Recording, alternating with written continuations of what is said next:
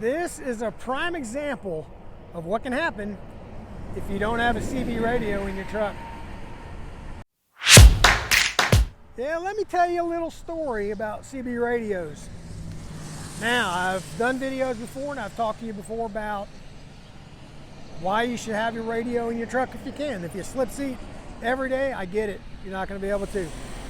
But if you have an assigned truck, please put it in so this doesn't happen to you. It happened to me today. Could have been a whole lot worse. But let me tell you what happened. They did a PM on my truck, so they found some other things and they're waiting on some parts, so I am not in my tractor today. Had to slip seat into this tractor today, and of course I like having my truck.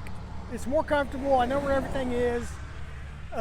It's not dirty, and this truck's not filthy, but it's not clean like I like it. And the most inconvenient thing about being in this truck today is there's no CB radio in there. There's not. I should have known better. I should have relied a little more closely to my maps, which I tend not to do if I don't. I'm not used to it because I know I'm going to hear if something's happening. Unless it happens right in front of me, I know I'm going to hear about it on the CB. Well, I wasn't paying that close attention, and westbound on 20, about the 373 mile marker in Texas, at Gordon, Texas, is where it happened. Well, the wreck, I think, happened at the 370. That's where the Barbie truck stop is, if you know that area, going westbound, or you old heads that were really into CB radios back in the 80s like me.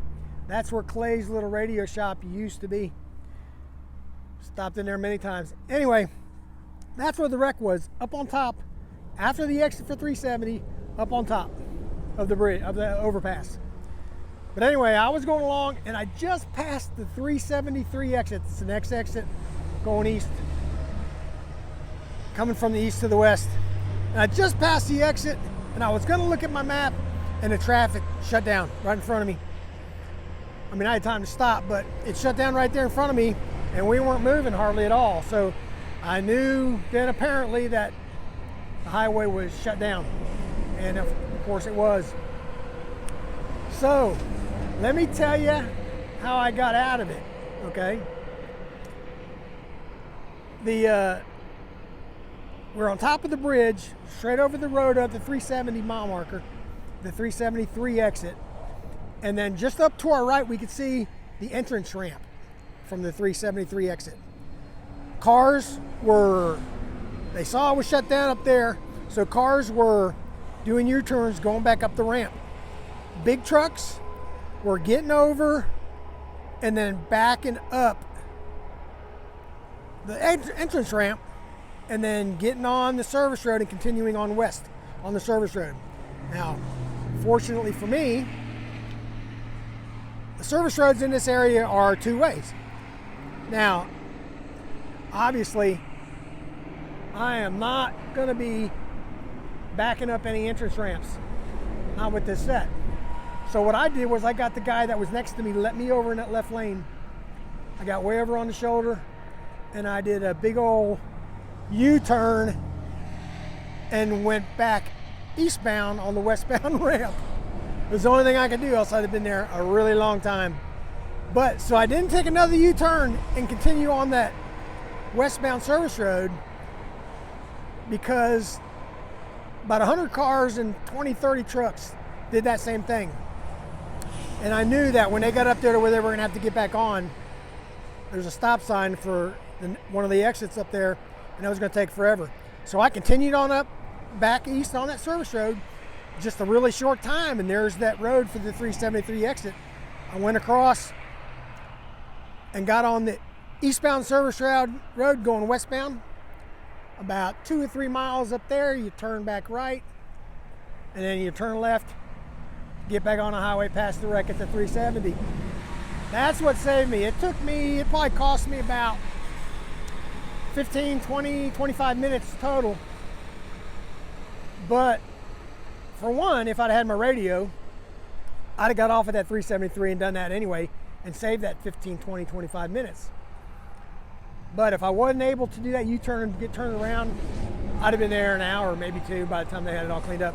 When I went past it on the service road, two trucks, looks like one kind of rear-ended and side-swiped another one, frayed all over from the flatbed on the highway. It was going to be a while before they got that cleaned up. So, hopefully nobody got hurt. But for me, it's a lesson that I'm going to keep on. If I'm in an assigned truck, I'm going to have my radio in there. And when I'm not, and I got a slip seat and I don't have a radio, I need to pay more attention to my maps. Because if I had paid attention and blew it up and looked at it, it'd show me that there was that big backup coming, at least at that point. I've had it happen when something happens just within a mile ahead of me and there's no way no one's going to be able, even on a CB radio, they're not going to be able to tell you quick enough. But that's the moral of the story. Put your radio in your truck if you have an assigned truck. Maybe a pain in the butt getting it in there or hauling it. You don't want to hear all the trash talk and whatever. It saved me a bunch of times. So that's the moral of that story. Go down in the description. Check out all my links. If you want to come to work for Saia LTL Freight, send me an email and I will give you all my referral information. And the Saia employment website is down in the description also. So subscribe to this channel if you have not already. Watch all my videos. Hit the alarm bell for notifications. Like this video, and we'll see you later.